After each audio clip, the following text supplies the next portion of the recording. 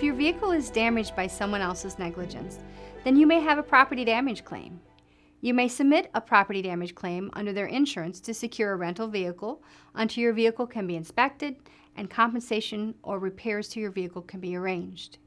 Your vehicle may be inspected by an insurance agent for an insurance company, and they will determine the damages caused to your vehicle and its contents. The at-fault party is only responsible to pay the fair market value of your vehicle, which may be less than what you owe. After the insurance company inspects your vehicle, they will make you an offer for the property damage to your vehicle. Oftentimes people ask me, what happens if I owe more than they are offering for the vehicle?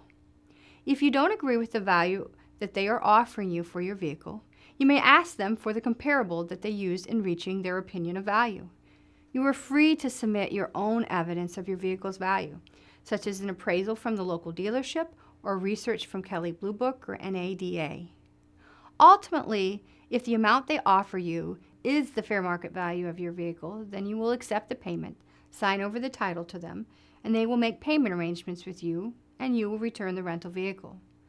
If you owe more than they offer for your property damage and you have gap coverage on your vehicle loan, then it will cover the difference between the fair market value of your vehicle and what you owe. If you don't have gap coverage, you may be forced to come up with the remainder of the money owed to the lender or roll over the negative equity into your next vehicle.